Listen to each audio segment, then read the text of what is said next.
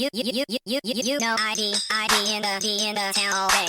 ID in the SEA. You know ID in the town all day. ID in the SEA. Hello and welcome to episode 421 of the Fabulous Peltoncast, sponsored by our friends at Pagliacci Pizza. I'm your co-host, Kevin Pelton. And I'm Tristan Carcino. And we're coming to you in different locations. I'm in Seattle, Washington, home of the AL West leading by 10 games. There we go. The Mariners. double-digit AL West leading Seattle Mariners. What a time to be alive. And I'm coming to you from my Washington home of the Seahawks. Oh, no, they didn't even get a Super Bowl 48. Yeah, they won the Super Bowl 48 a long time ago. What have you done for me lately? You know, it is also the home of the two-time MLS Cup champion Sounders. They've won much more recently than the Seahawks have won. Renton is? Yeah, we've gone over this. Their new headquarters at Long Acres is technically in Renton. Oh, but see, I reject that. No. Long Acres is in Renton? Yes. We've gone over this so many times. You know what? Someone did put together a map. Noah put together a map, right? Yes. In the Discord. And we'll have to put the home of the Sounders on there. Wow. So, okay. How long do you think it would take to drive?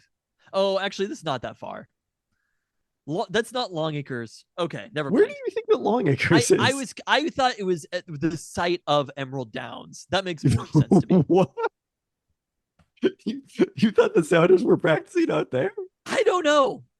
Because I was gonna say these are both Renton, but how long do you think it would take? Let's do this exercise anyway. Google Maps right now. I assume there's no traffic.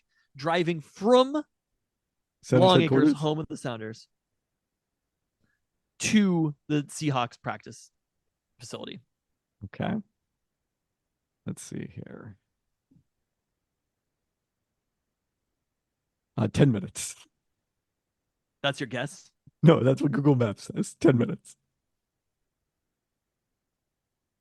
Are you disputing Google Maps? No, I'm not disputing Google Maps. I wanted you to guess first. That's actually shorter than I thought it would be. It is shorter than I thought it would be too. But it's only like 3. What is the Seahawks exit 6? Because you used to be exit 4, right? Or you currently exit 4? Exit 5. This is not on the map. Which exit number is Seahawks headquarters? But yeah, I mean, it is they're both very close to the freeway, as it turns out. So when there is no traffic on 405, which is only at 9:30 at night, then they are not too far apart. But it feels much more like Tequila, to the original point. It is Tequila. But it's not. Because maps are real and geography exists. Well, maps are real and geography exists. Sort of a motto of the Peltoncast, kind of. No, I don't think it is actually. Quite the opposite. Well, maps are not real and geography doesn't exist. Speaking of, geography is just based on how close things feel to Boulevard Park, and how far south Toronto is. So is Starfire in Renton though? Starfire is in Tequila. I mean, we're talking like literally. Yes, those are less than 5 minutes apart. Starfire and they're less than 5 minutes. It's like it's a 4 minute. It's a 1 mile between there.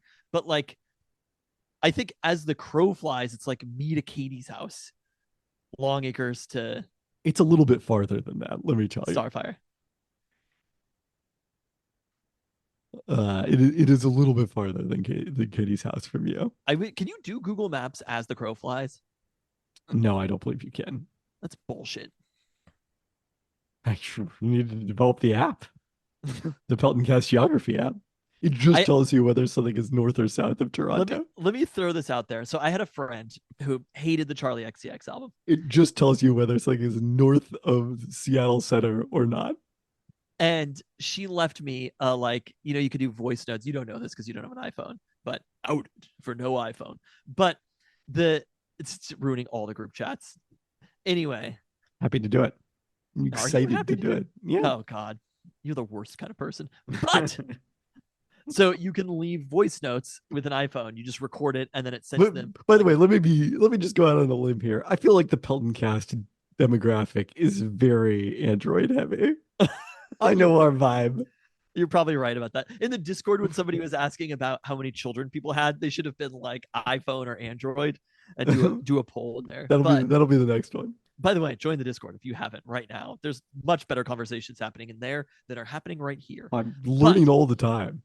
But wow, ESPN senior writer Kevin Pelton admits to learning something. I hope that's part of my brand. Is it? Learning things? From other people? Yes. I don't think that's part of your brand. I'm so afraid. But you start at the condescension, and that's where you end. I had That's because an idea. you're just interacting with you're condescending solely to me. Oh well, that is true. Yes, I'm way more condescending to you than anyone else in the world. Okay, but so she was very upset about the Charlie XCX album. Left like a 3-part message. Like I was like, what are your issues? And instead of typing them up, she left a voice note. It was like 3 parts, all of the complaints about the Charlie XCX album or whatever. I don't need to get into the details or whether I agree with them or not. This is not me. This is somebody else. But I just enjoyed listening to hot takes in that form, where it's just like a stream of conscious hot takes happening. And I was like, this should be a social media platform, basically like radio call-in that you could just like jump into whenever and hear hot takes about a specific thing from people who call in and just leave it there. Your concern is that the internet right now is not facilitating enough hot takes. That's your issue. You think the internet's shortcoming. You can't tell me that the radio call-in shows, like there was a Magic 2 radio call-in shows and people calling into them, that is different than reading something on the internet. Did you see the Sam Presti letter to the editor when he was in high school to the Boston Globe that resurfaced recently? What was that? Where he advocated for the Celtics to draft Jason Kidd. That's really funny. And he thought that the editor of the Boston Globe had the power to make this decision? Well, no, I do think you're like ready. Do you understand how letters, the editor? I feel like an old man here. Like I'm not that much older than you. You don't understand how letters the editor work. They just publish it in the paper. It's not like it goes to the editor specifically. It's just a colloquialism for it. Yes. But it made me disappointed that there was no archive of my phone calls to KJR in the late 1990s. That would have been fun. You're saying you want to canonize the ESPN Kevin Pelton, ESPN senior writer Kevin Pelton. The what would you describe it as? Like the origin story? The origin story. The what do they call the days? The halcyon days, something like that. I don't know. Those are the halcyon days. I specifically recall one call to presumably Graz with Gas. I don't know if or maybe it was one of them individually, but I recall it as the combined segment advocating for the Sonics to trade for either Eddie Johnson or Dale Ellis at the 97 trade deadline. And then they eventually did get Dale Ellis in the 97 offseason, and he had a terrific 97-98 campaign. So that one aged very well, I would say. And Eddie Johnson then went to Houston and was part of that team that knocked the Sonics off in the 97 playoffs. So there you go. Yeah. I feel like so. But I have no way of proving to people. A lot of people like listening to podcasts, right? I assume. No, podcasts are good, but they're long form. You can't just jump into them, right? That's like a commitment.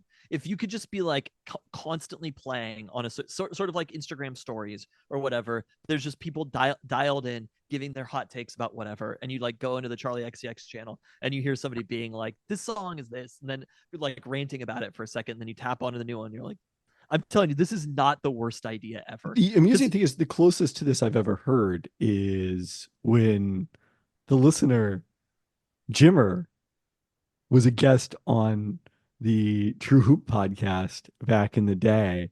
And the joke was that he would be called up and just be ranting at any given time. I forget what it was, but it was like no context, just go right into it, no context, and then keep going until the end. As if it was like Jimmer was constantly saying this all day long, and we had just tapped into it for a short period of time.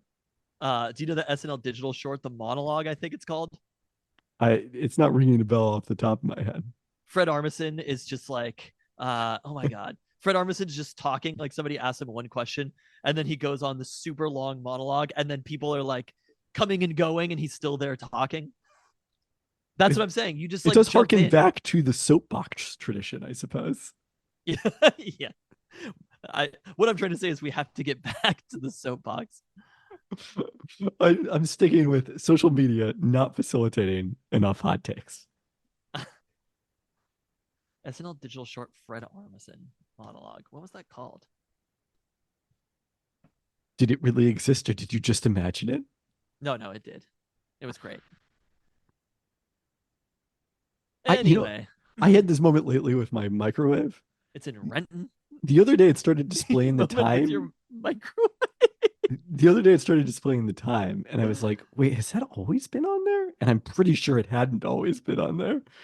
So, but I couldn't say for sure if I was Mandela affecting myself or Berenstein Bears affecting myself.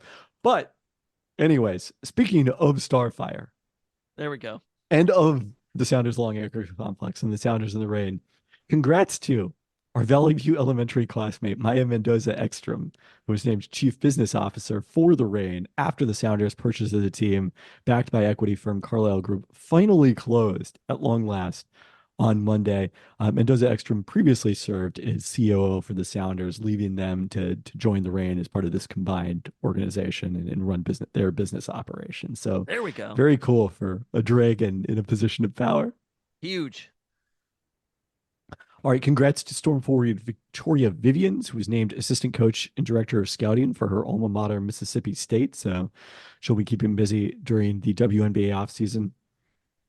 And lastly, this week, we're remembering longtime Seattle Times columnist Blaine Newnham, who passed away at age 82. Newnham joined the Seattle Times in 1982, wrote for them through his retirement and sports columnist in 2005, and then continued to write a weekly column until 2007. So certainly, somebody who was a fixture of the Seattle Times. We were Times subscribers. Both of our grandparents had the PI, so we got our occasional dose of the PI back before the internet existed. But we were Time subscribers, so as Steve Kelly and Blaine Newnham were the majority of the sports opinion that we were getting before we started listening to sports radio. All right, no search for Seattle's best cookie this week. Some of us competed hard enough to get cookies over the weekend, and some of us didn't. So we're gonna save that review for later down the road. Did have one food note.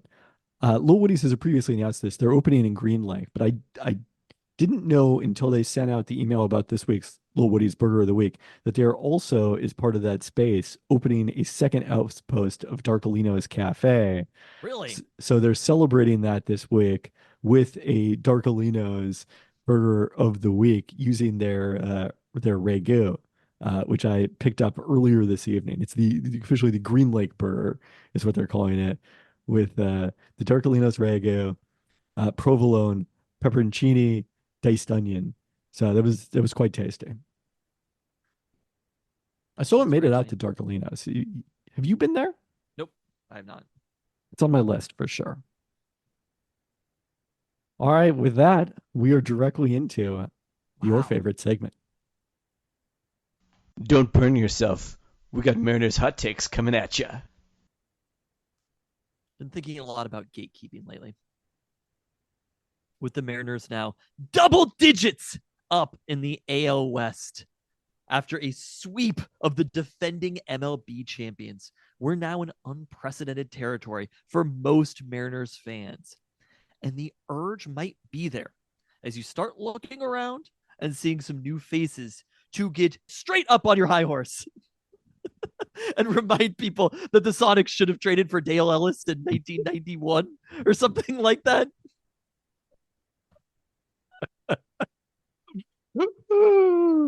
think we've already revisited a lot of our former Mariners takes from the 1990s, particularly how distraught we were over the Jose Cruz Jr. trade because we were certain he was going to be a superstar. And you might want Jose to Cruz talk Jr., about the Jared Kelnick of his day. how you've been there the whole time and you appreciate the subtleties of winning more than your fellow fans. But I'm here to say, fuck that shit. Cheering for a winning team is fun, and there's no right way to do it. We are now in a unique position to reach out to our fellow greater Seattleites and Washingtonians and not Oregonians and bring them into this club, which is playing very fun baseball right now. If the Mariners make the playoffs, or God forbid, went to a World Series, most of us don't get anything tangible out of it at all.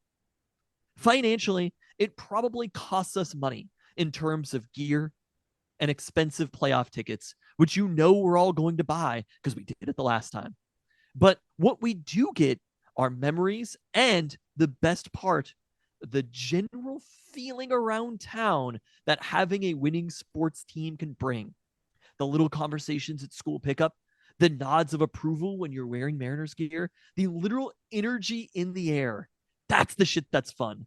And you can't gatekeep it because it takes all of us focusing on and thinking about this winning team to make it magical.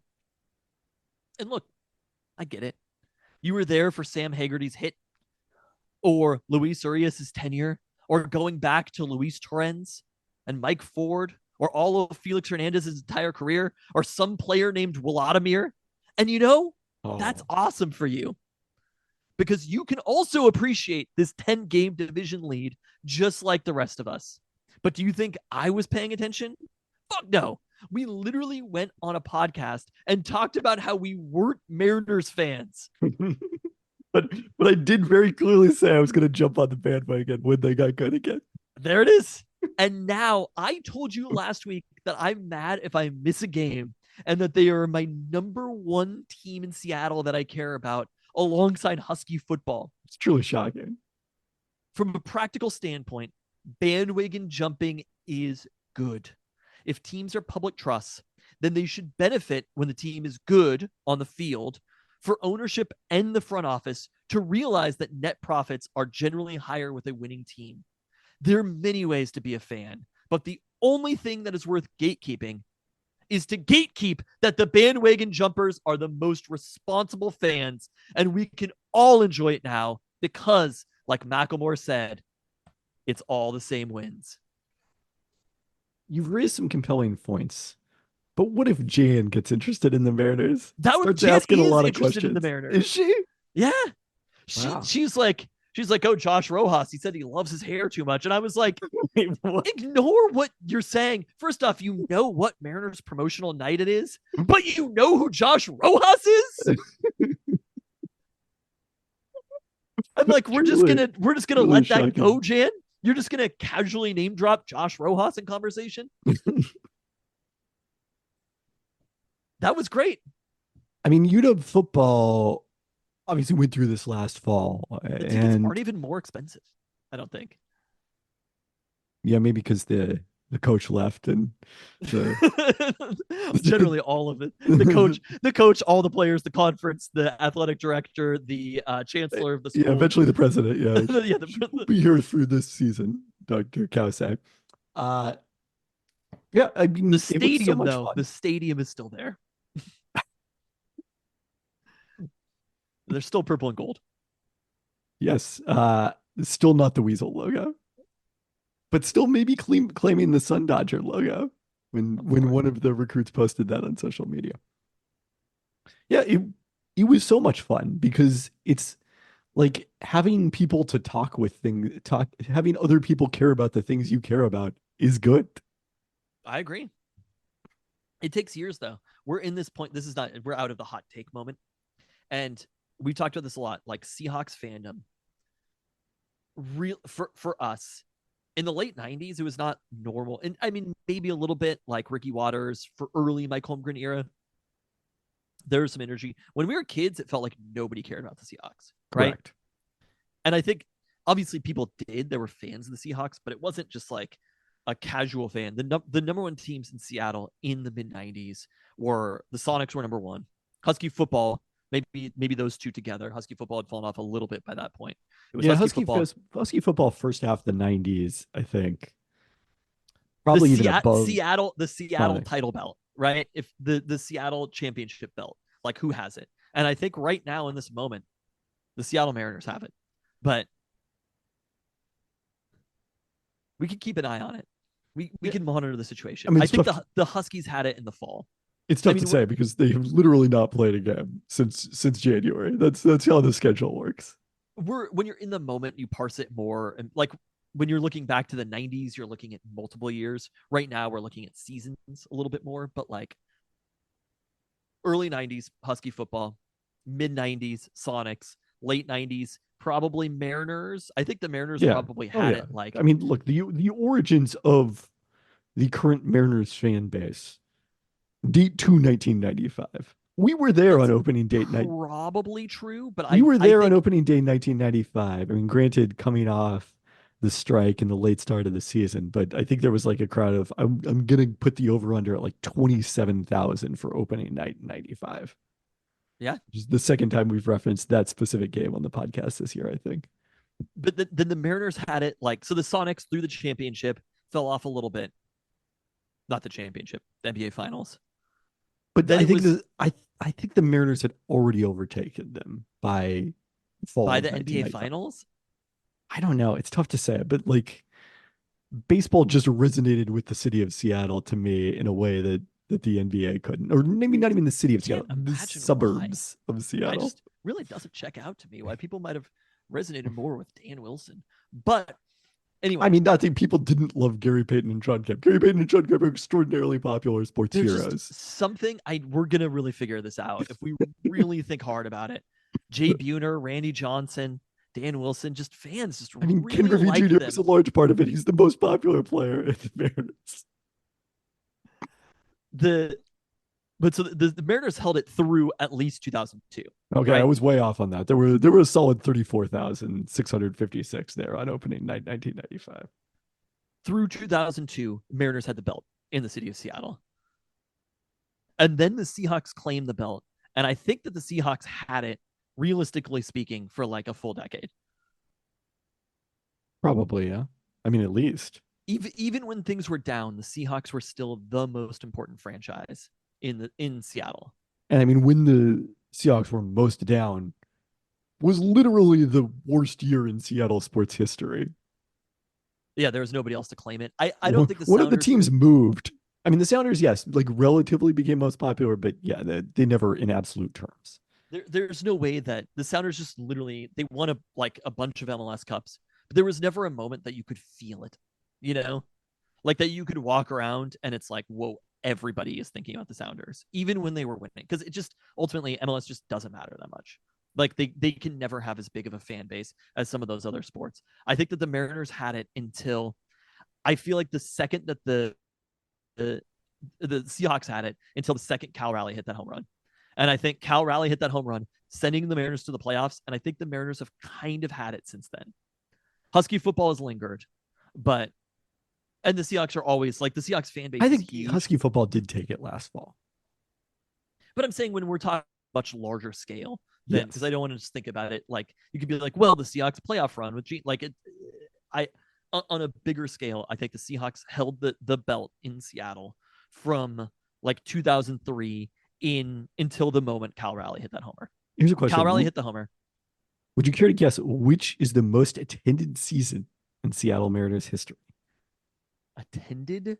Yeah, the highest attendance for a season in Seattle Mariners history. I'm gonna guess 2002. That is correct. I nailed it. Yeah, There off it the is. high of 2001. Well, because they sold all the tickets, like you sell the season tickets off of the 116 win season. 2003 is third. It's obviously 2001 is second. I'm surprised 96 isn't higher. 97 was actually the highest in the 90s. That kind of makes sense to me. Those are the only 3 million attendance seasons in Mariners history. They had to have like a prove it year in there. I suppose so. I think it was also just the fact that they were like in the pennant race in 97 and 96. They kind of fell out of it. Yeah. But I think that the Mariners have it right now. So I did not expect we were going to be discussing the Seattle championship, Felt. But here we are. The 10-game lead. Largest AL West lead at any point since the end of the 2001 regular season. Largest division lead in baseball. Dominated the Rangers in the 3-game sweep. continued the momentum, beating the Guardians on Tuesday night. This is a crucial series because suddenly, with the AL West feeling like more likely than not, let's say, the biggest question becomes, can the Mariners catch Cleveland and get that second bye, as we talked about last week, is their goal.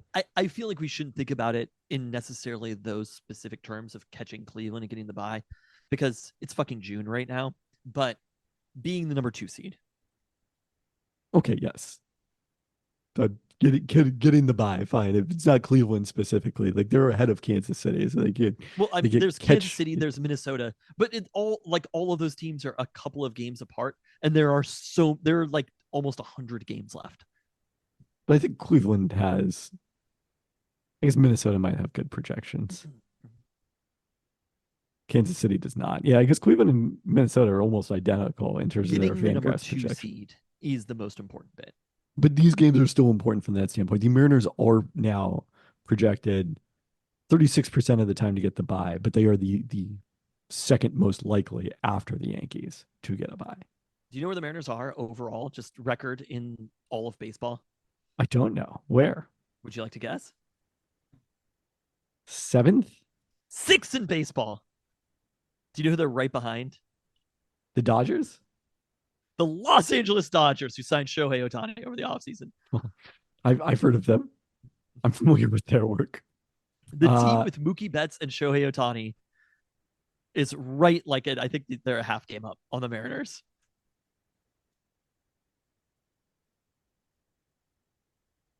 They are up to a solid here 10th in run differential.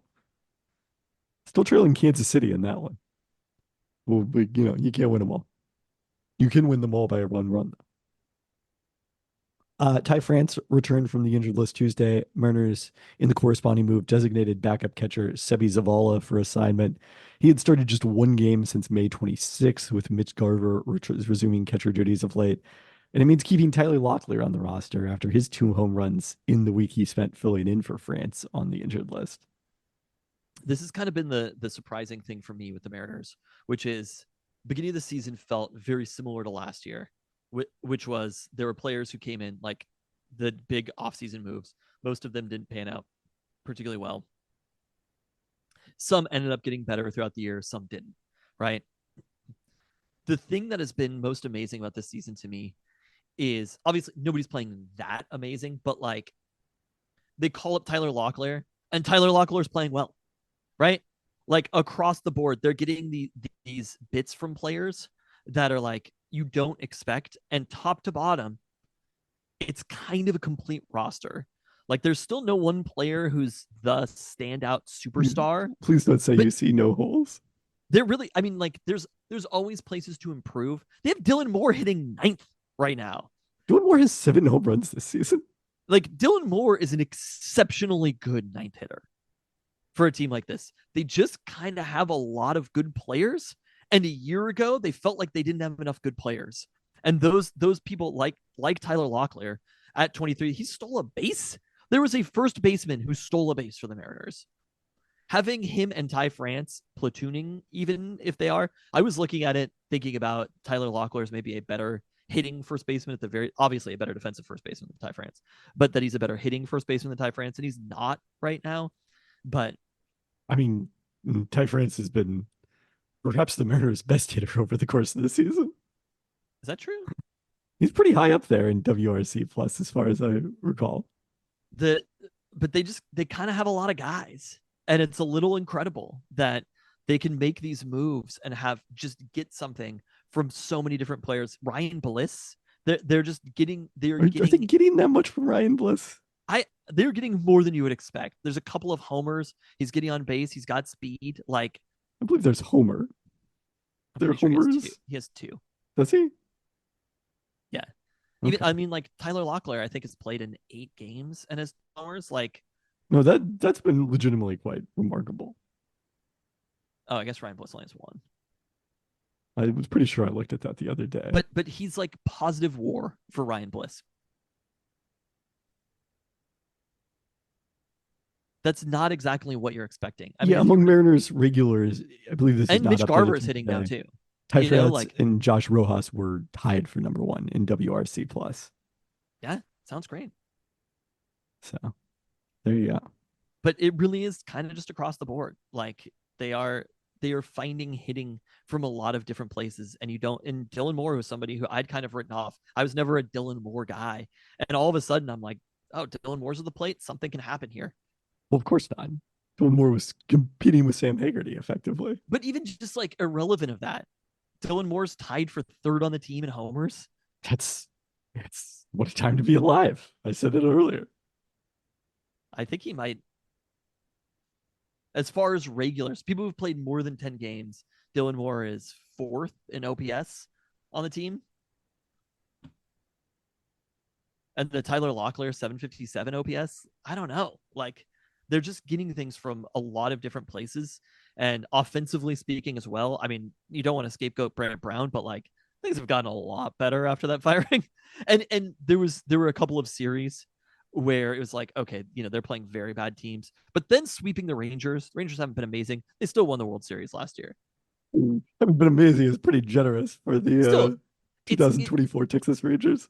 It's not something that they're not the White Sox. You don't take it for granted in that way. I agree with that. And then the runs that they scored against Cleveland today, you know, the Bryce Miller in the second, I think, had the bases loaded with nobody out. And I was like, the game's over. The second that the bases were loaded, I was like, the Mariners will never, they're going to score 4 runs. The Mariners will never score. And then the Mariners just kept scoring runs. They kept hitting dingers. It is very unlike this Mariners team and where we started the season. And you can probably find a point, you know, 3 weeks into the season and look at the record since then, and they're probably the second best team in baseball, third best team in baseball. I mean, besides Brant Brown, like, look, the weather has gotten much warmer. The fading of the marine layer helps things. You know, there was some regression to the mean inevitably, but the data does not suggest that Brant Brown was not the problem. I mean, can I ask you an important question that occurred to me I was listening to actually almost the entirety of today's game. okay. Do you think that Stephen Kwan is good? I've Given always your liked Stephen takes Kwan. about a certain Mariners legendary outfielder and his fondness for and similarity to said Mariners outfielder, granted he probably walks a little bit more. This is Stephen Kwan, who's batting almost 400 right now. Yes. Well, Do I I'm think that just Stephen Kwan asking. is good?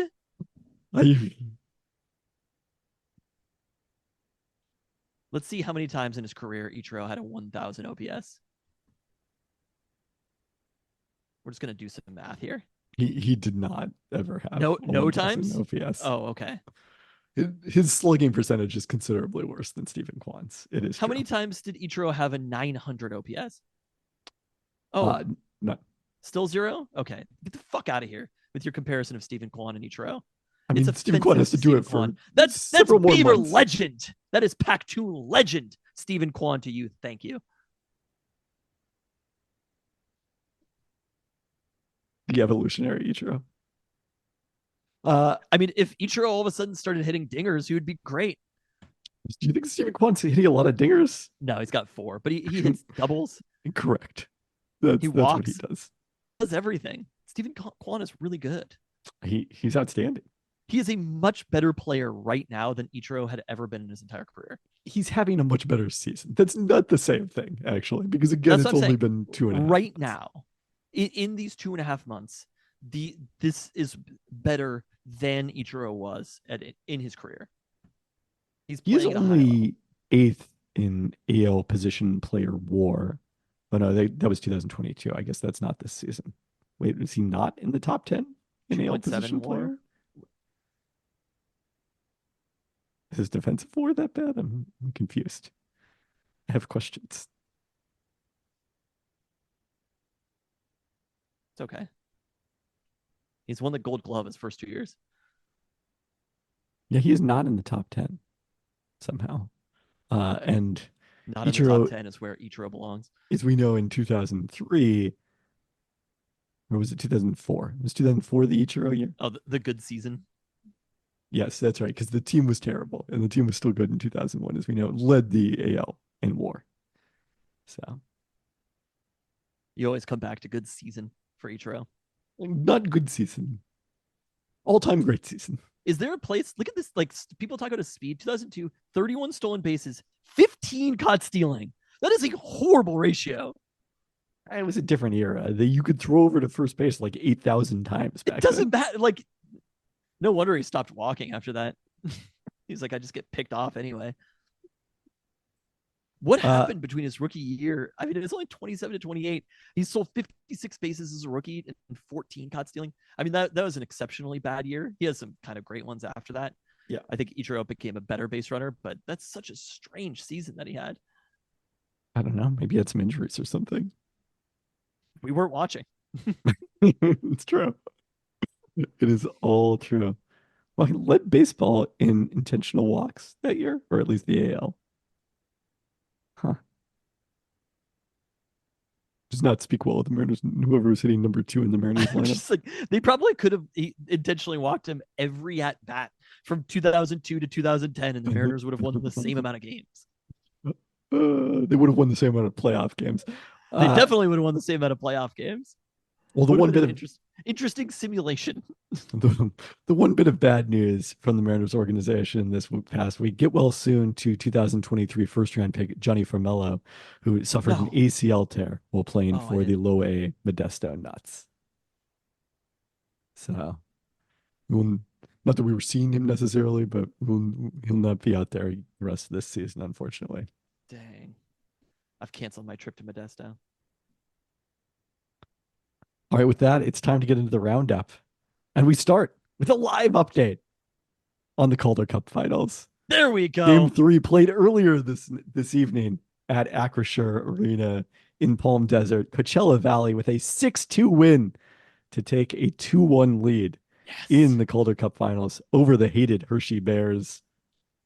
They really should come up with a more candy-related name, I suppose. They took Game 1 in Hershey 4-3 before dropping Game 2 5-2. Under the 2-3-2 format, the Firebirds will have a chance to close out at home, hosting the next 2 games before the series returns to Hershey for Games 6 and 7, if necessary. Did you listen to the Slapshot rewatchables? No, I haven't seen that. I haven't listened to that yet. There was a moment where they were talking about minor league hockey teams. They were like, we should have more fandom of minor league hockey teams like in small towns, which A, I agree with. And B, they were like, what are the teams like? What is the city around us? Like, what is the one? And I'm screaming about Coachella Valley to the podcast or whatever. And I'm like, that's the team. Because they were talking about in Southern California. Oh, yeah. Who else? Anyone else? Sean Fennessy and Simmons. Okay. It's like the classic lineup. Yeah. Like the Peltoncast, we don't have a guest. Oh, no, the Peltoncast when we have famous cousin Nate, Katie on this. Katie is the classic lineup. Oh, you know, I forgot to shout out in Toast, by the way. Congrats to third Pelton brother Mike Sean Dugar, who got married over the weekend. All right, Sounders, a feel-good win Saturday as they celebrated 5 decades of Sounders soccer in Seattle, with 2 homegrown players scoring. Jordan Morris scoring in the 28th minute, heading home a free kick from Albert Rushnak. And then Paul Rothrock, who replaced Alex Rodin after Alex was involved in a collision of heads in the opening seconds. And Christian slid back to right back to replace him, doubled it in the 57th minute with a finish at the back post. Minnesota did not have a shot on goal in this match, created just 0.3 XG to the Sounders 2.3. You were there. I was there. What was it like? Like a soccer match. Were there any like special ceremonies? All of the festivities. Oh, entirely. I came in late. Okay. Well, so I'm a smart person, and I timed it. I looked at the schedule. I saw that there was a Mariners game, and I was like, parking is going to be excellent in the greater south side of the stadiums that we like to park in. I was like, parking's going to be excellent. Look, we're going to park in the south side anywhere. If I can wait out this Mariners traffic. So I've got to thread the needle here. I waited a little bit too long, but let me tell you, I didn't see any festivities, but I got amazing parking. There we go.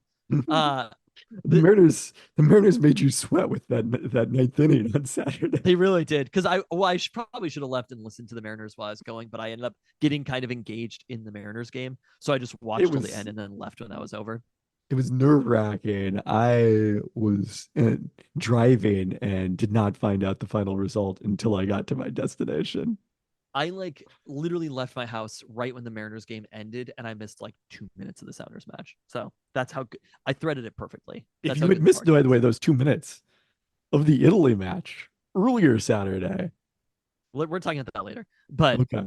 we have to come back to the year after. But Well, Dr. you Stephen would have missed a Newby key moment.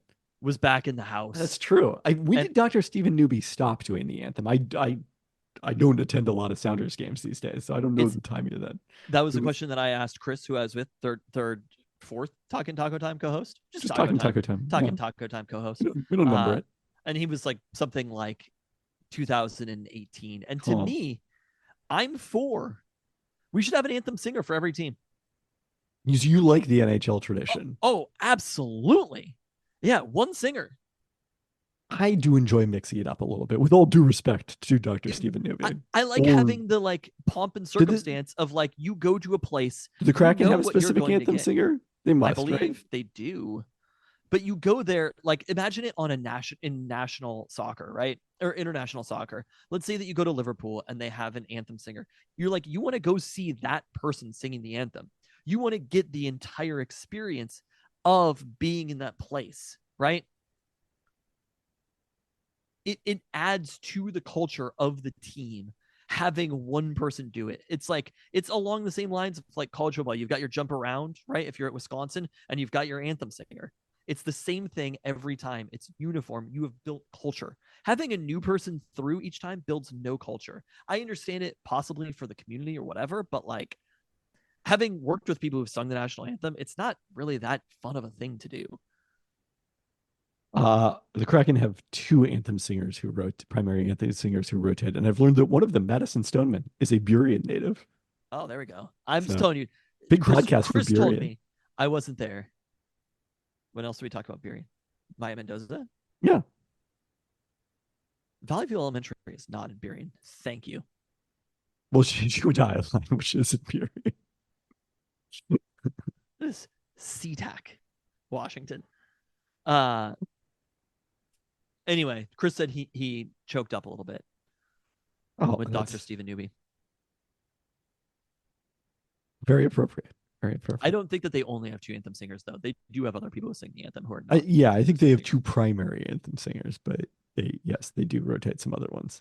I want it all to be 100% culture, and I want Dr. Stephen Newby back as anthem singer. Do we know if he still lives here? Like, it could have been a personal thing. It might not have been.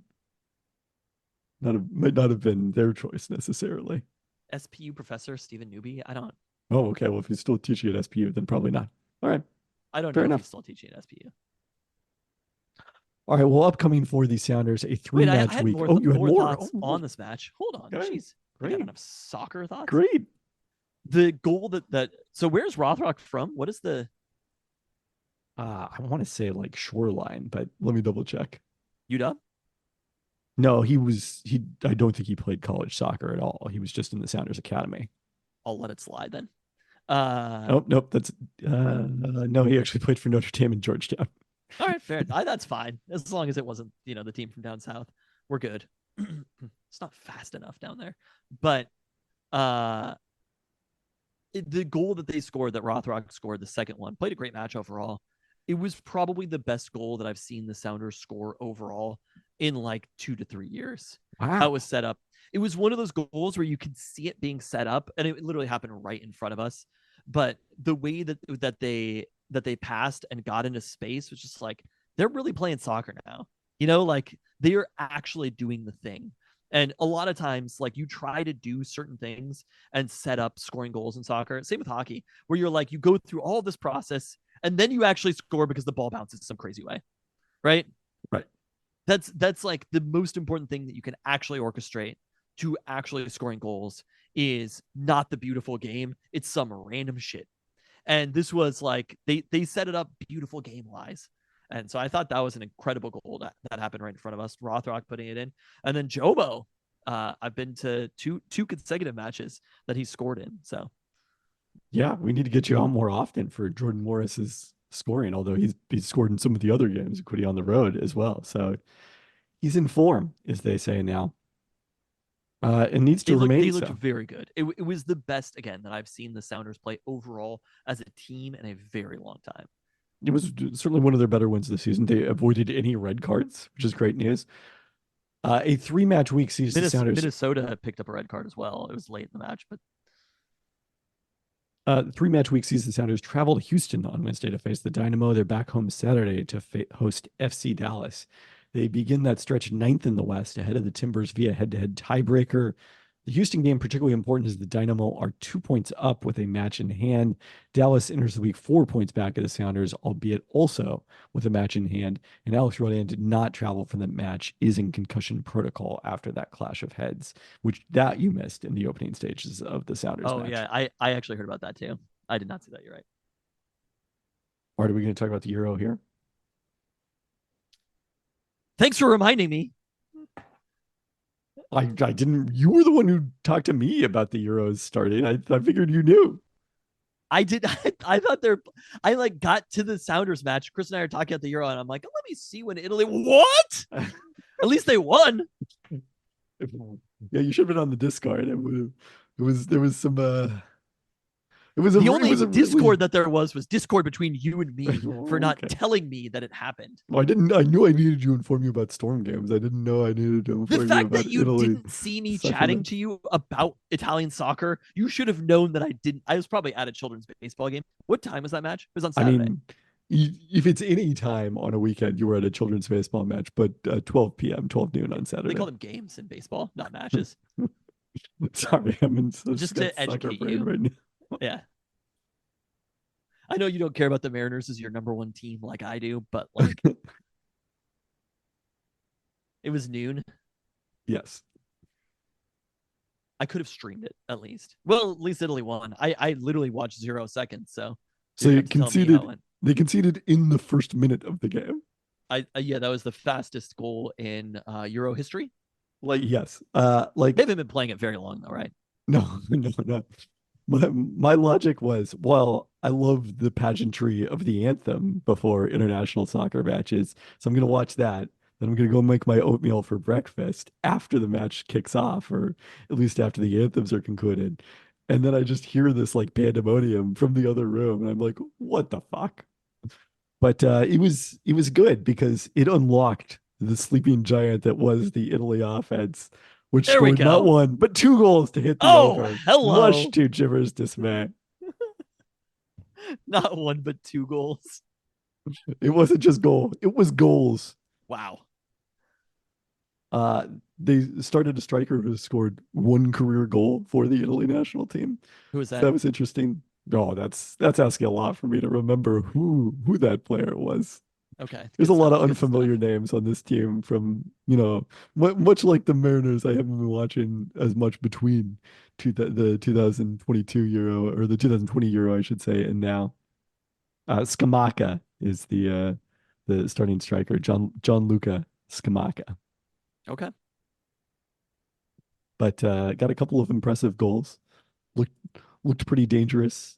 So they're in a brutal group. I don't know if you're aware of this. I'm very aware of this. That they're in a group with Spain and with Croatia.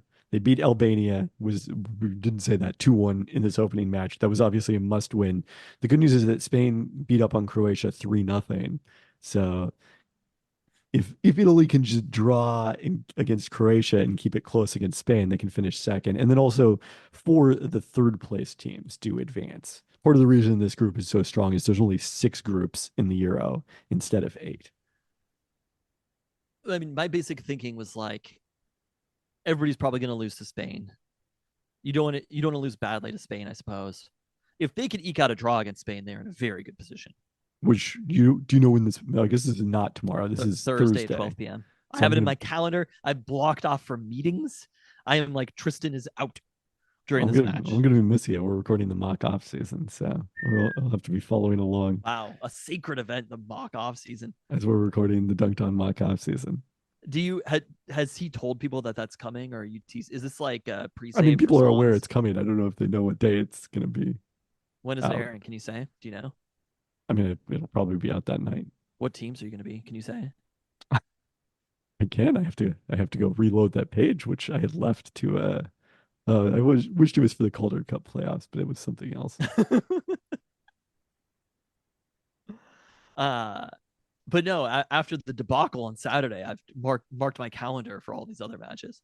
All right, I have Atlanta, Brooklyn, Boring, Chicago, boring, Detroit, boring. Where did you get these teams? You Miami, got the least interesting Eastern Conference teams. Milwaukee, Philadelphia, Are you only doing Phoenix, Eastern Conference teams? and What the hell? Toronto. You have Uh, all East teams except for Phoenix? and yes, I do have all of East teams except for Phoenix. Did you draft these or were you assigned them? Assigned, although I had to trade away the Clippers. They were my other Why? West team because too much self-bidding for the Paul George sweepstakes. There's a Paul George sweepstakes? Yeah, it's like the #1 free agent on the market. He's not going to resign with the Clippers? What is the expectation here? I mean, I'm now running the Sixers and not the Clippers, so I hope not. He's been eligible for an extension for months. Kawhi Leonard signed the extension. Paul George didn't. Interesting. He was out there. He was on ESPN Countdown set on Friday night, hanging out with Joel Embiid. Interesting. So we'll see. Don't you think James Harden would have been like, hey, dude, maybe not? Like the beef that James Harden has with the Sixers is very deep. The beef that James Harden has with Daryl Morey is very deep. I don't know if you're his still beef extends to signing the entire organization, but also like Paul George is just he's an adult. He can make up his own mind. He doesn't have to do what James Harden wants him Well, to I'm do. just saying, like, if there's somebody who is like talking shit about, who knows? I mean, I don't. How much do you think NBA players are talking about their situation on a previous team with other players? I mean, I don't think it's like formally, but I'm sure it comes up. Yeah. You think the top two teams in the Paul George sweepstakes are the Clippers and the Sixers?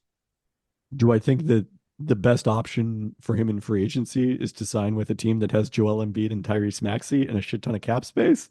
Yeah, I think that's the top option. I don't think it's the Detroit Pistons, with all due respect to the team that I You've have. got the Pistons, so you're. I mean, no, the really wild scenario, obviously, would be Paul George attempted to go back to Oklahoma City. But That's not going to happen. I don't see that one in the cards. What about the Or- Lakers? They just don't have the money for it. I mean, actually, they could hypothetically swing a sign and trade because they could survive being hard capped, but I don't think the Clippers are going to facilitate that one. They don't want to help out the Lakers. Are they super interested in Rui Hachimura's contract? Probably not.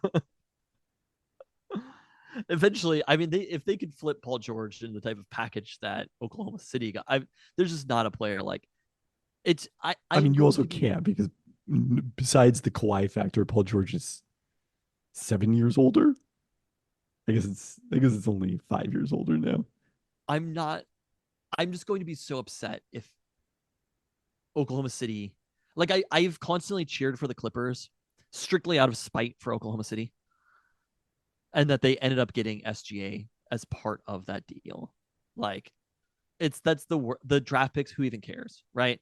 But getting SGA as part of this deal is. I mean, one of the draft picks was Jalen Williams. I wouldn't go so far as to say who even cares, but yes. But you would flip Jalen Williams. You'd be like, oh, they have Jalen Williams, and we got Paul George for this time period. At no point, if you could go back in time and just have SGA, like the Clippers would just keep him. They would. If it was Paul George or Jalen Williams, they probably would be like, yeah, we'll take Paul George if you could redo it. Yeah. What a fucking travesty that whole trade was. Well, anyway, have fun with the Hawks and the Pistons. I don't know what your plans are for those teams. How can you do it before the draft? Also, like, do you just assume the players they're going to draft? I mean, it's trickier, but free agency is beginning now. Players are allowed to negotiate with their old teams right now. Like they're not technically supposed to announce contracts, but a deal could be struck, between Paul George and the Clippers, for example, right now. And it's not like whoever the Pistons or the Hawks sign or whatever is going to radically change how they're going to approach free agency. Correct. Also, the Hawks don't have any money in free agency, so it's free agency. I don't know if it radically affects the trading of Trae Young or DeJounte Murray. So, all right, Seattle Reign FC snapped their 4-game losing streak on Sunday, holding a Thorns team playing without Sophia Smith due to red card suspension, as well as U.S. Women's National teammate Sam Coffey and Olivia Moultrie to a scoreless draw at Lumen Field on CBS. It was the lowest expected goals for Portland all year. And this brutal schedule for the Reign starts to flip Sunday as they host 8th place Racing Louisville for their annual Pride match.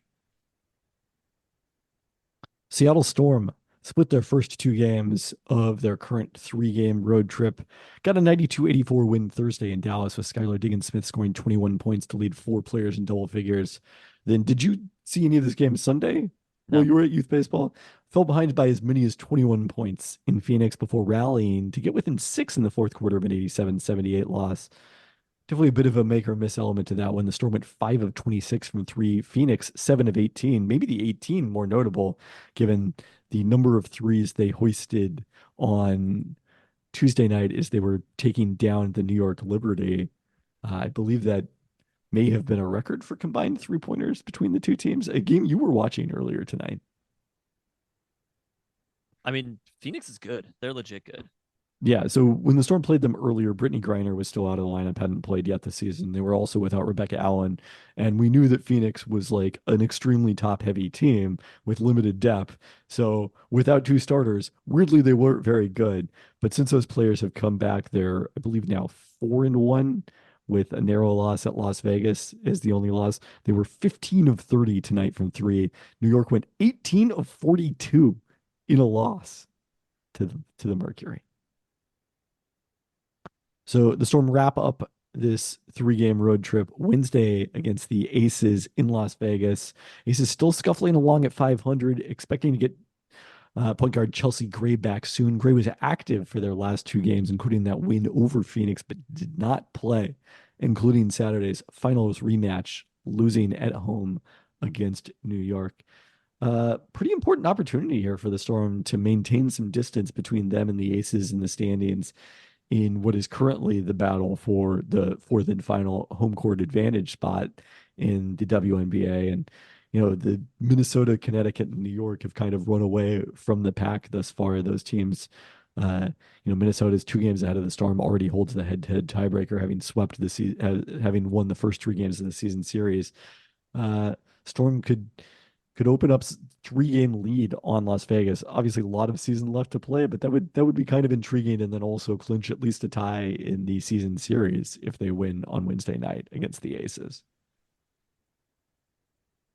After that one, the Storm won't leave Seattle again until their final game before the Olympic break as they host a record 9-game homestand the duration of June and the first half of July.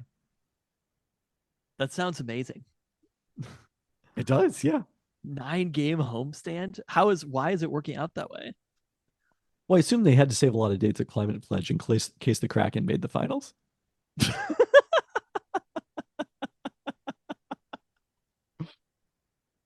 You're not joking, but that is hilarious. I don't know. I don't know how legitimate that is. I mean, they had more home games scheduled earlier in the season last year, and sometimes it's just the way that the schedule making computer does it. But it is kind of funny.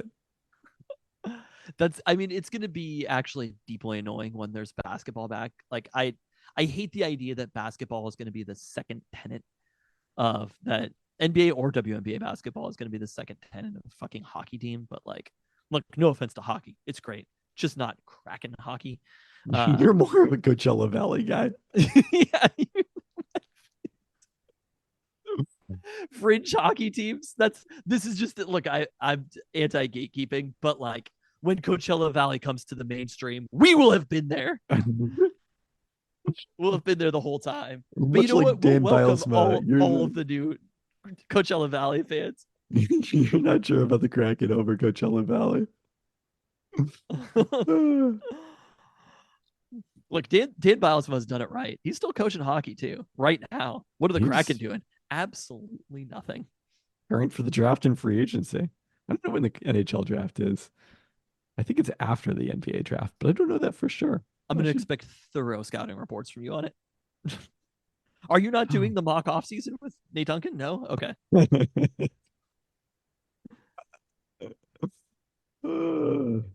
Got Edmonton, Salt Lake, I assume Edmonton doesn't have a lot of work to do. They've got to Winnipeg. be in pretty good shape.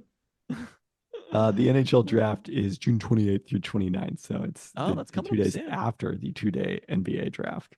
There we go. I guess we will be previewing it on next week's pod to the extent that we're going to preview the NFL draft. Not a lot on UW sports this week. There's some 2025 recruits, but again, it's premature to get into that at this point.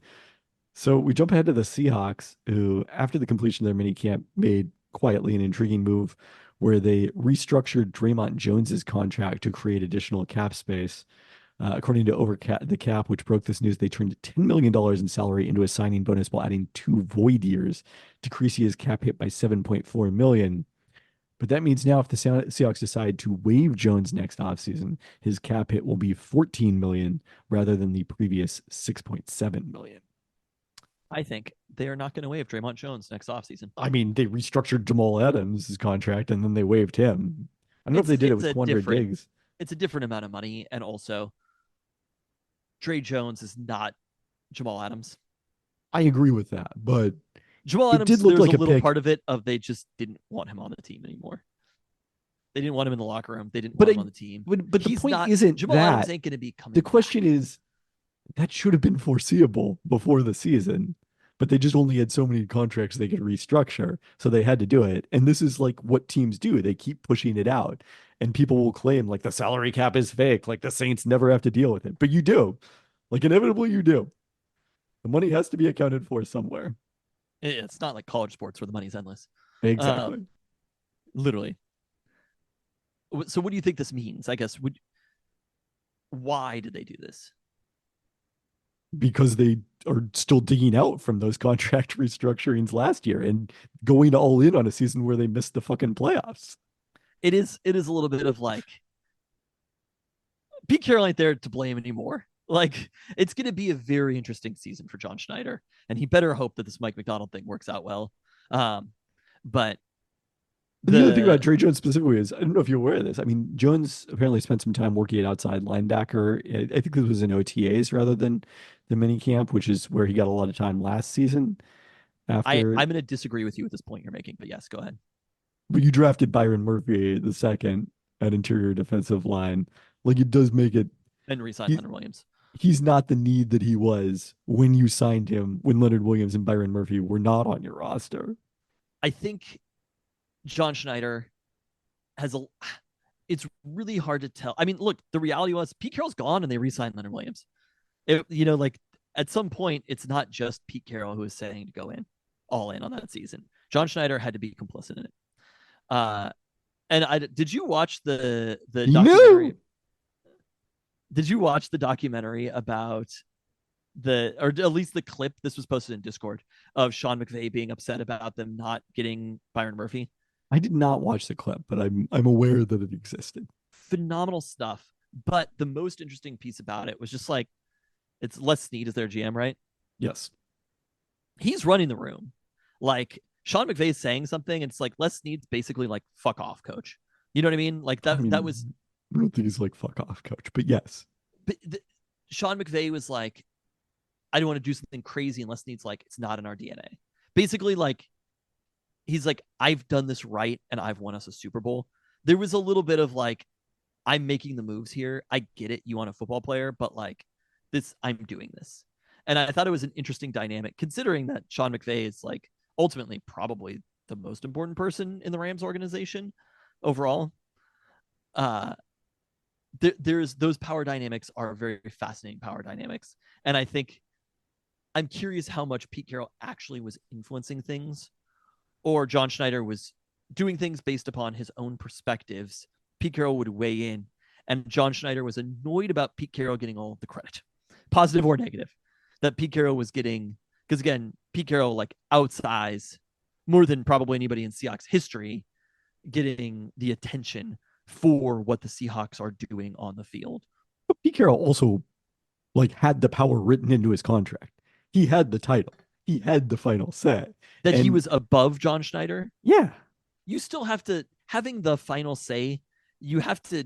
It's not like I mean, I think literally they're both coming in sides have and said that he didn't use that very often, especially in the draft, because you have that's to not be his province. presented with two different options to quote unquote have the final say.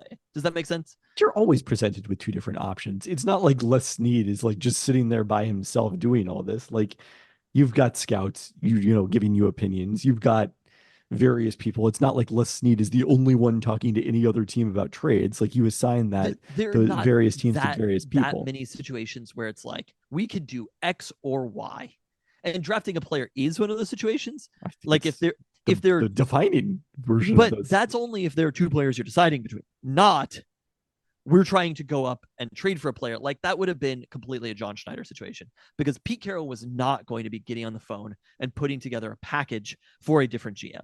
That's what I'm saying. But Pete Carroll might And- be directing John Schneider, hey, get on the phone with this person. And that's where what he could do and Sean McVay, as powerful as he is, can't do.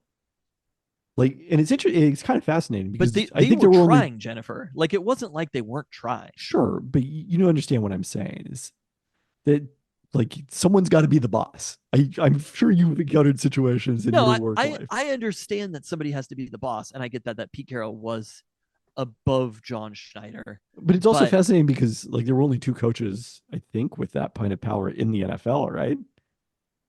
Who, Belichick? Yeah, and they both now sport UW gear. Dog's ass. We're gonna see how much Jed Fish loves that. there might come a moment where all of a sudden it's kind of annoying. I don't having think that Bill Belichick is like doing the, like what the the players' dads on your team are doing to you in your mini coaching stints and being like, hey, you got to play my guy more or something, or They would feature my never. player. They would never. They know who's in charge. I with think Bill this team. Belichick and Pete Carroll know their place. I understand, but just like when things go haywire, having the voice of Bill Belichick and the voice of Pete Carroll, probably not the best to have around. Who knows? Maybe they are. Anyway, I thought it was interesting. I also, but the point that I'm going to push back on, which is you can never have enough pass rushers.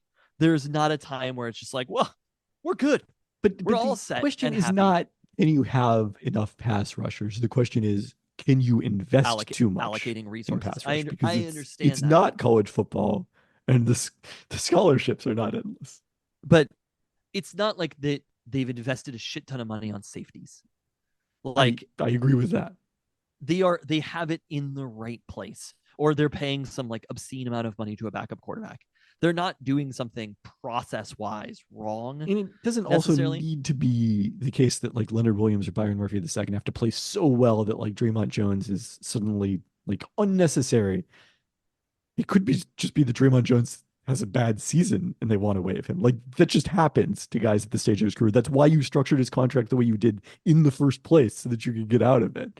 So by definition, you're decreasing your options or at least making it harder to waive him.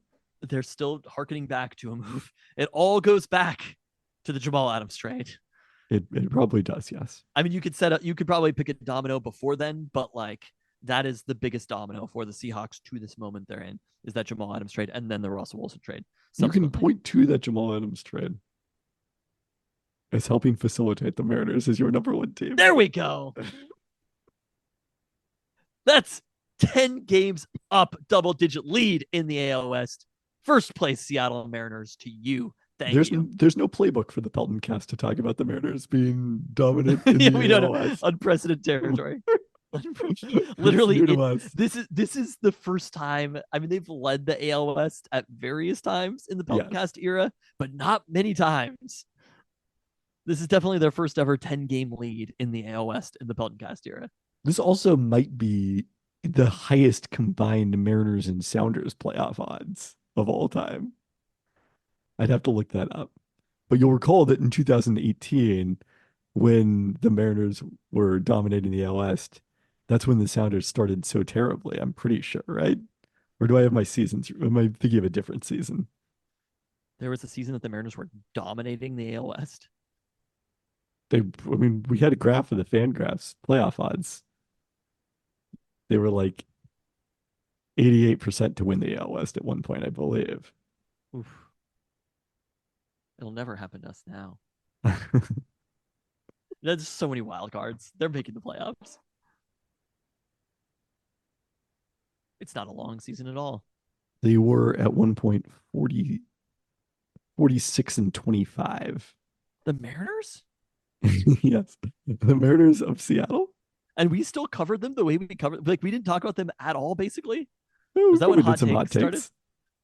Wow. I don't know if that's when hot takes started. That's a great question. I have They no idea. missed the playoffs? They were 53 and 31 at the end of June. On the final day of June, they were 53 and 31. Holy shit.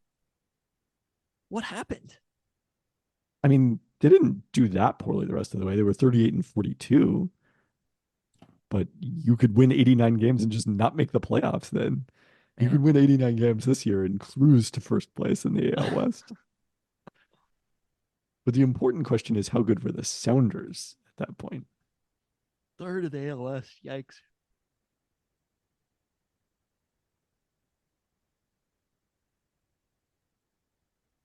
This team is also just kind of good. Like you look at the players and you're like, yeah, these are good players. It's not like those teams in the early 2000s where you're like, who were, or like late 2000s where you're like, who were these guys? Starting Guillermo Heredia for 125 games. That's kind of how I know that I wasn't paying too much attention to this team. Where is, they not have a game log here? Oh, I'm on 2008. I see. That's Wow, Felix part of could have my made issue. started a playoff game. He was bad that year, but Oh, because it's just showing me I'm going to the USL Seattle Sanders. That's my issue here. Yeah, the whole that pitching will was do kind it. of bad. Aside from the big maple. Do it for the Big Maple.